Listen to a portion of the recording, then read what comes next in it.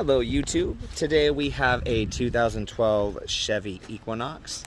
The car has been sputtering and shaking very hard. It has a check engine light for a P0014. The owner of the car had driven it till there was little to no oil left in the car, so we're going to do an oil change and we're going to check some actuator valve solenoids. So the first thing that we're going to do is you come over here, you're going to disconnect the hose here. There's the intake valve down here. You're going to loosen that and remove that. And then they're on these things called towers. They're just prongs that pull right up. So you just give it a little force, it should pull right up. And also right here as well. This thing connects here, you just pull that right out. And then this will just set aside. And now we come back here. And the next thing we're going to do is this thing here is on a tower as well. So we're just going to lift up and take this cap off. And then this should pull right out.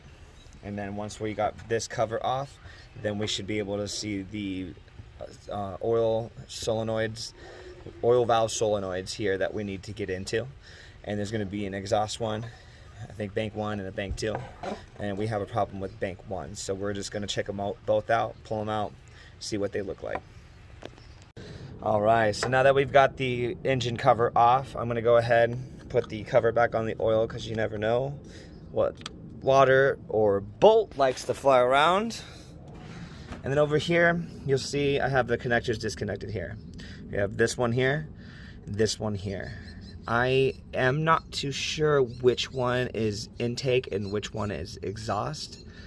And all we're going to do is bolt here takes off. This bolt here we take off, and there's just one bolt holding these each down. And then once we take those off, we're going to use a pliers to twist and pull up, and they should pop right out. But before we do that, we're going to go ahead and get these disconnected. And you shouldn't have to worry about mixing these up, because if you can tell, they both have a different setup as far as how they plug in, so they should be easy to not mix up.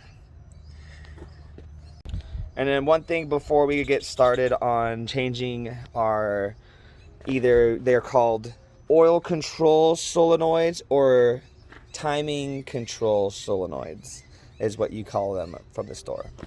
But what we're going to do is check your oil, see how dirty it is, see if maybe that's causing the issue. And if that's not causing the issue, we're going to go ahead and change this out, make sure there's no sludge buildup in this engine or anything like that. Alright, so with these bolts removed on these actuators, what we're going to do, it's better if you have pliers that are actually meant to like hold on to plugs and stuff like that. But anything really works because we're replacing these anyways. So I don't know the best way to grab this. I know you're going to grab from here, but it's hard to do it holding the phone. So pretty much what we're going to do is we're going to twist and pull up, and they should slide right out. And I'm just going to go ahead and put a rag over here because it is going to be covered in oil, and I don't want to get my spark plugs oily. So I already got this one changed out. It's easy. Just twist. You use the needle on those pliers to break it free. But twist and pull out. And as you can see, they both looked extremely dirty. Oil looks a little dirty, so we're going to do an oil change on this before we start it up.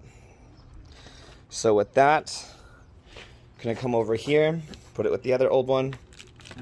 I got the new one here.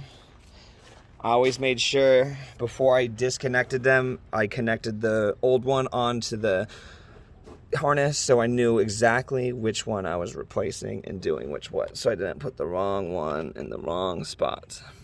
But now we just slide it back down. It should just match right above that hole. Push it in, and then go ahead and tighten our bolt.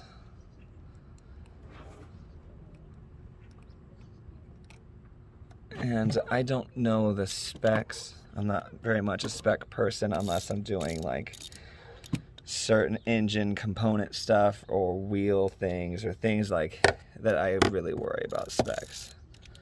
But for this, we're just going to go ahead and tighten the bolt down until we get it nice and snug.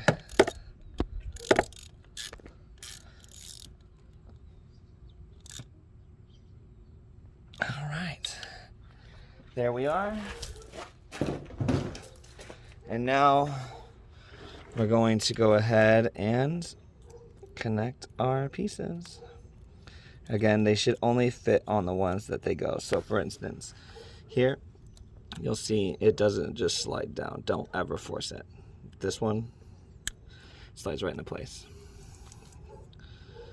Slides right into place. And then that's how we're going to change.